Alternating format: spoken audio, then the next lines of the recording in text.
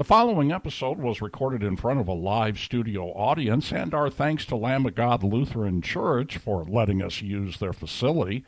Also, our thanks to our patrons. The list is in the show notes.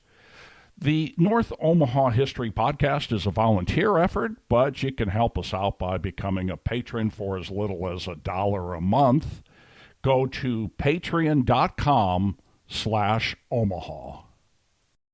Welcome to the North Omaha History Podcast with noted author and historian Adam Fletcher Sassy. Each week, Adam takes you on a guided tour through Omaha's dynamic past. Fast food, Italian food, soul food, diners and cafes, barbecues, ice cream stores, caterers, and many, many other types of food fill North Omaha's history. These businesses have been run by African Americans, European and Asian immigrants, Hispanic and Latinx people, and white people who moved to the community from across the United States. They have also been run by generations of North Omahans who handed businesses down through generations. Take it from there, Adam. In a different time, downtown Omaha actually had storefronts and businesses, oftentimes restaurants and bars and pool halls, with signs in the window that actually said whites only. We don't like to talk about it. We don't like to admit it. It makes a lot of white folks uncomfortable. But Preston Love Sr. wrote about it in his autobiography very clearly, and the newspaper accounts back it up. There were signs in Omaha's establishments, in downtown Omaha especially, that said whites only. We have stories from the turn of the century all the way through the 1960s of restaurants and bars and other places in downtown Omaha that wouldn't allow African Americans. And some of the first civil rights activism by the DePores Club in the 1950s was to protest a restaurant inside of the Douglas County Courthouse that wouldn't let black people eat there. Now juxtapose that against the North Omaha that we know through our reading, through our work, through listening through the podcast, and all the different ways that we find out about North Omaha history. We know that North 24th Street, North 16th Street, Lake Street, Cumming Street were vibrant and alive commercial zones. I can't repeat enough how full 24th Street was. If a person drove today from 24th and Cumming to 24th and Ames and looked at all of the empty lots and looked at all of the empty spaces, saw a couple of new buildings along the way, saw a few old buildings along the way, but really they wouldn't see anything that North Omaha was for more than a century of its history. Because those blocks were packed with restaurants, Steve. They were packed with bars. They were packed with all the things that you said and so much more that were owned by people in the neighborhood for the neighborhood. They were owned by Jewish people. They were owned by African American people. They were owned by Italian people. There were Chinese restaurants up and down 24th Street, and I'm not talking one or two. I'm talking a half dozen or a dozen. There were tamales carts being pushed up and down the street. There were kosher delis. There were ice cream shops. There were confectionaries. I love that word. It's so much fun. The word is almost as fun as what they actually sold, which is just a pretty word for candy shop. With a mom or a dad or a grandma or a grandpa or some aunt or some uncle in the back, dropping little plops of sugar and color, food coloring, and forming them into a drop and wrapping them up in a little piece of wax paper and selling them for a nickel or 3 cents or whatever it was. But those confectionaries were up and down the way. And so many different food businesses. Eating out in restaurants, people didn't do it back then like we do now. It was a different thing sometimes for some folks. Workers always had a place to find lunch, had a place to find breakfast, and late at night always had a place to get off of their late shift and go and eat. But it wasn't a whole thing with fancy tablecloths and whatever. There were a lot of working class restaurants. That doesn't mean that there were no fancy restaurants, because there were fancy restaurants all throughout North Omaha. And now I'm talking about all the way from Dodge Street to all the way up into Florence. So many fancy restaurants. Some of you might remember the R.E. Rain Club. Actually started and operated by Asian people in the Ponca Hills. And it ran for a long time. That's one of the legacy restaurants in North Omaha. But you know, Steve, I want to start in a logical sense and just go to the best stuff first. I'm thinking about that pile of coal with that smooth mesquite flavor, or maybe it was a nice hickory, that smoke coming out. Some nice fine cuts of brisket. or big slabs of ribs, or some sausage just roasting on top of it. Man, I got to get dinner. Anyway, barbecues. So many barbecues. I've got ads for barbecues in North Omaha going back to the 1880s. They were serious about it. Nobody talks about Omaha barbecue today, and if they do, they don't even know. Props to the people who are still doing it right. I don't know who they are, but they don't even know. 1880s. Slaughters. Skeets. Bill Harper. Skeets had a place called the Hickory Room. Oh, so you all know Skeets, right? We're talking about 24th Street. We're talking about right in the heart of everything. Beautiful little shop. Anybody know what that shop started its life out as? It started its life out as an ice cream shop in the 1950s. It was built an ice cream shop, and if you go look at it, it kind of looks frivolous. It looks fun. It's got some neat colors, pops a little bit. It was built with a room on the top floor. It was all glass all the way around. And you would order your ice cream downstairs, and you'd go upstairs and eat your ice cream. Later on, that room became known as the Hickory Room. And the Hickory Room was for parties. And they rented it out specifically for banquets and fun stuff. Skeets was a fancy joint for a while. And so many other places. I mean, it's just the list goes on and on for barbecue. And it was every kind of barbecue. They talked about Southern barbecue. They talked about Northern barbecue. They talked about Omaha barbecue. They talked about honey barbecue and vinegar barbecue. Everything was used. Every place it was used. All the different things. Pork, chicken, beef. I mean, roasted, grilled, smoked, the whole thing. Everything was there. One of the earliest stories that I found was about a man named George East, who was born in the 1850s and ran his shop all the way through the 1920s. With his shop was at 15th and Burt, because that's where the near north side was early on. There were other shops. There was a barbecue hut at 24th and Blondo from the 20s through the 40s. And Gertrude's was run by an African-American woman who bought the recipes from Slaughter's. Slaughter's was started by a Jewish man.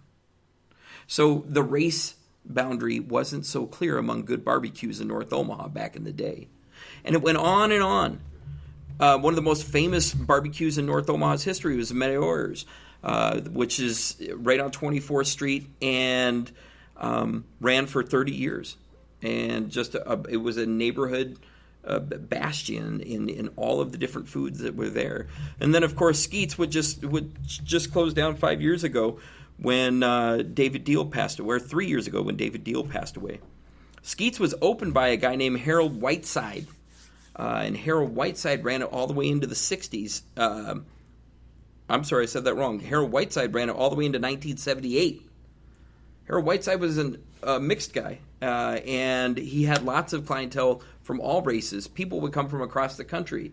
The movie stars who came to Omaha to premiere their movies would come up 24th Street to Skeets in the 1950s to get good barbecue. The musicians who came to Omaha from the 1950s into the 1970s came to Skeets to get good barbecue. This was a real thing. And then David Deal bought it. He took it over from his boss, from his mentor, and he kept running it all the way until just the other year when he passed away. So Skeets had this very, very long time legacy. In 1946, the Omaha Guide, African-American owned newspaper, reported on the closing of the Sleets Barbecue. They said one of the near north side's historical landmarks is being torn down. The old Slaughter Barbecue stand at 24th and Blondo. Patrons from all over used to visit this eatery to, quote, grease their mitts with luscious ribs and coleslaw. Remember the Golden Barbecue King? The Golden Barbecue King. I want to go eat there. But that's what it was all about, and that's how rich that food legacy is. And we're still looking for, North Omaha barbecues to rise back up and come back around, but there are a couple places that are worth going to right now, and that barbecue legacy continues in the neighborhood. There are lots of other interesting things that pop out, at least to me, in the whole scene. One of the most interesting buildings in North Omaha, this great weird storefront. It's at 3515 North 24th. It looks almost like Spanish stucco, and it's got some tile sloped roof fronts. It was, most recently, it was a hairdresser, and I think it still might be a hairdresser. Before that, they sold beauty products, but before that, it was opened on the front side of a house. You could still see the house behind it. It was just added on as kind of the lower level commercial edition. It was opened as an ice cream shop. And the ice cream shop was, it was the Luscious Ice Cream Shop, eventually called Lee's, and it ran from 1937 into the 1950s. So ice cream shops weren't exceptional. And of course we had all those Reed's ice cream stands all around North Omaha. There were more than a dozen different locations. You can look at my article on NorthOmahaHistory.com to see details about the Reed's ice cream stands in North Omaha. I would be remiss if I didn't specifically mention maybe the most famous of all eateries in North Omaha. Now, that just sparked lots of your thinkings, and you're all over the map, I'm sure.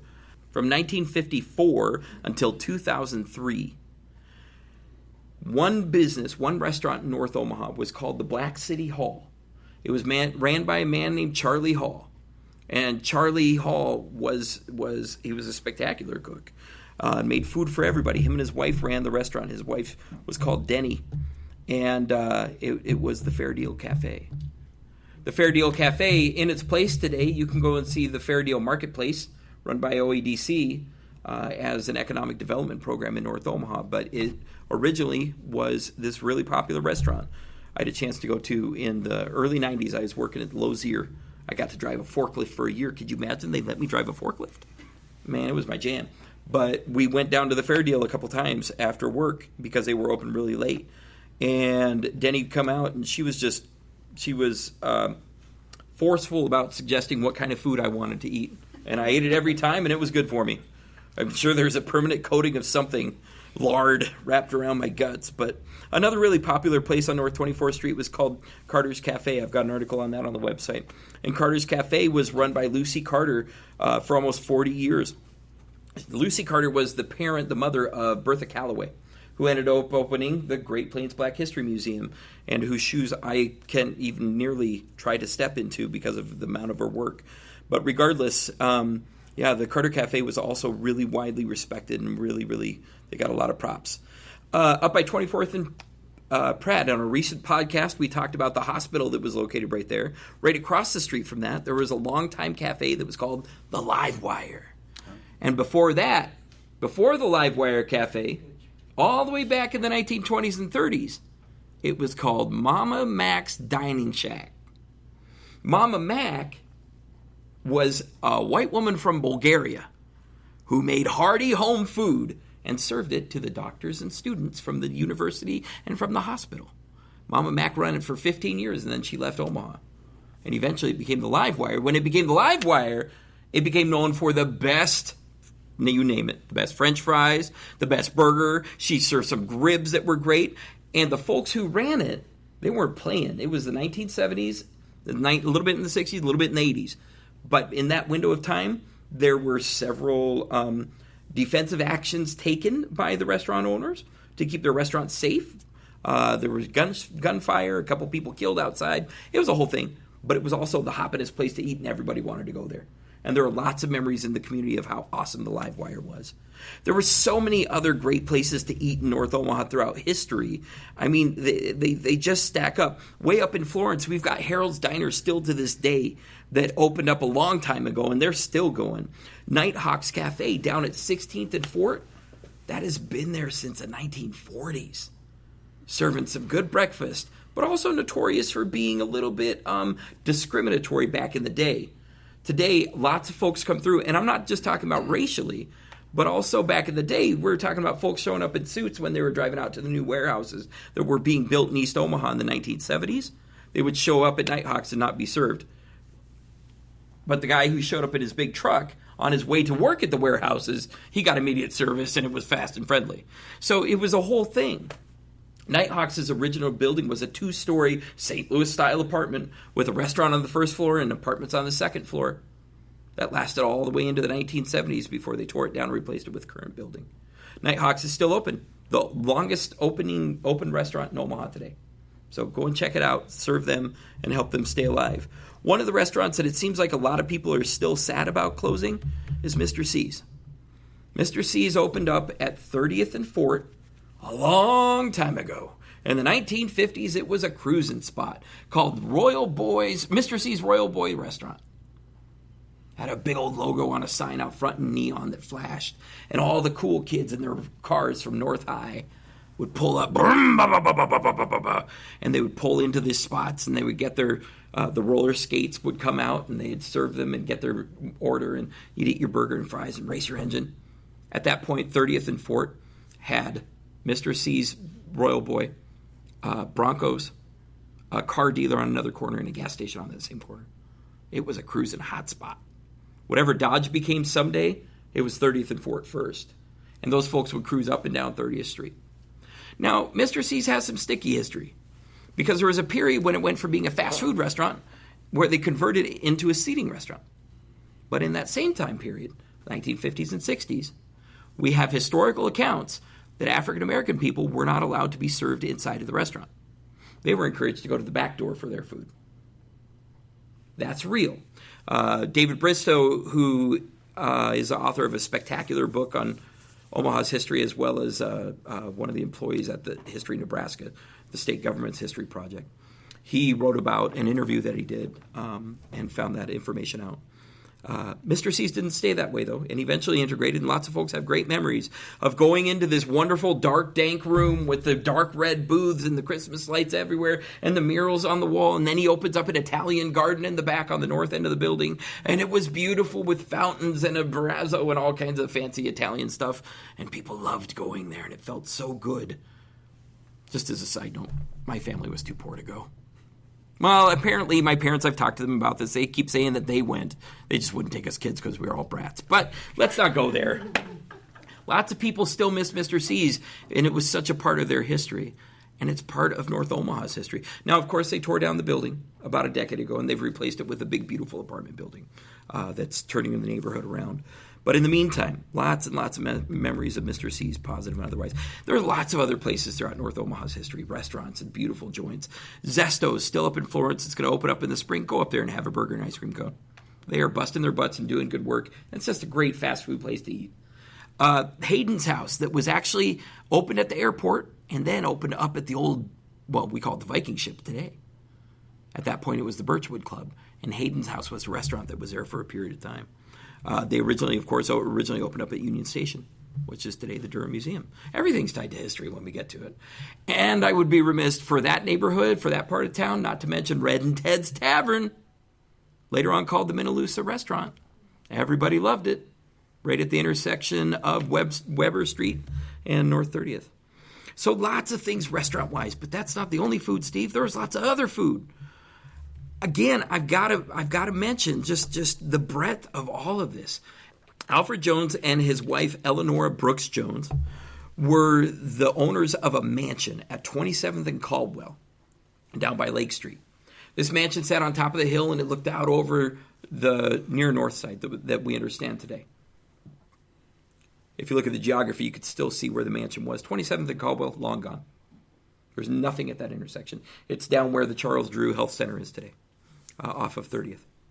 But then, it was this beautiful Southern-style mansion, 2 stories, looking out over the land. And Alfred Jones was an African-American entrepreneur. He had a restaurant downtown, served the finest oysters in all of Omaha. I don't want oysters in Omaha.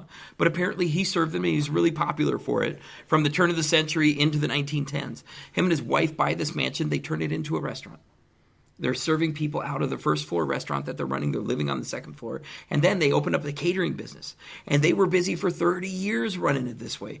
Now, Alfred Jones is a little bit of a tricky character for a couple reasons, but not the least of which being that his first wife was also notable in Omaha history, but let's not even go into it. But I do also want to go into another catering business that was run by the Mohammeds. T.P. Muhammad was he became the city of Omaha's inspector of weights and measures, one of the first African Americans in Omaha city government. Thomas Muhammad. He was also a notable Boy Scout and did all kinds of interesting things. But his wife, Helen Muhammad, was even more interesting. I've got a biography of her on the website. I would encourage everybody to look it up. Basically, an African American woman born and raised in Omaha goes to Paris, becomes a Paris-trained chef under, what was her name again? Oh yeah, Julia. What? The famous French cook in America, Julia Childs herself, trained Helen Muhammad, who came back to Omaha and worked at the started her own school, the Muhammad School of Cookery. It was open on North 25th Street. The house is still there where she taught. She published a cookbook that is really, really hard to get, but it's kind of fun. I have a copy of it because I'm a nerd. And she has a really interesting story aside from running her cooking school, but definitely worth looking up and learning more about. Lots of other places. Again and again, there's so much more to go on. Mary's Chicken Hut that was on North 30th Street by Howard Kennedy School. The building still stands.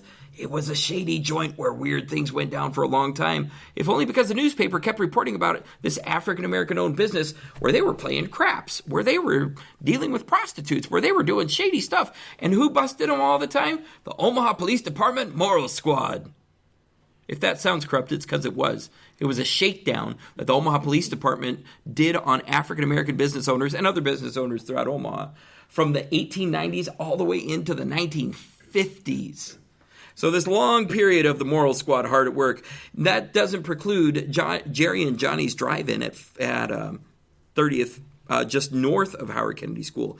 Now, if you don't know Jerry and Johnny's drive-in, which a lot of folks do, and they hold that memory really close, you would know the place that took it over, which was eventually called the Stage 2 Lounge. All of it's tied together. And I would be remiss also not to mention the famous Prima's Drive-In. Prima's Drive-In was right over at 16th and Locust, and it was another one of those boom, boom, boom 1950s drive-ins that people went to in their cruisers, and they had a good time. But just to show that dynamic, the way that North Omaha changed, when white flight hit so severely in the 1950s, all of those cruisers, all of the businesses, they all fled. And what was left in their place? Good news, the Prima's building's still standing. It's painted white, you wouldn't recognize it, but it's still interesting that it's there. And Steve, the stories go on, and I'm not going to tell them all. But I do want to end with this thought. I love a good cup of coffee. Coffee is the thing. I live in the Pacific Northwest now. It's a very serious thing. Those people are weird about their coffee. Not me. I'm okay. I'm normal. But it's really hard to find a cup of good coffee. There were no coffee stands in the 80s and 90s all throughout the city. They tried to open up a Starbucks. It didn't work in the 90s in downtown Omaha, side note. But the other day I went looking for one. And I know about 2 coffee shops in all of North Omaha. I don't count anything, let's say, west of 60th for this pursuit. You can't drive that far for a cup of coffee. But those 2 coffee shops, they're both scooters, one up in Florence, one at 30th and Ames. And the one at 30th and Ames is a beautiful community hub that's doing a service just by existing. But they also serve a mean cup of coffee. So I'd recommend that everybody check out the North Omaha restaurants, food businesses, and other places that are still going. Go to Ramona's. Go to anywhere that you want to. Just go and have dinner, have lunch, have breakfast in North Omaha. Because that history is still alive today. Thanks for listening to the North Omaha History Podcast with noted author and historian Adam Fletcher Sassy.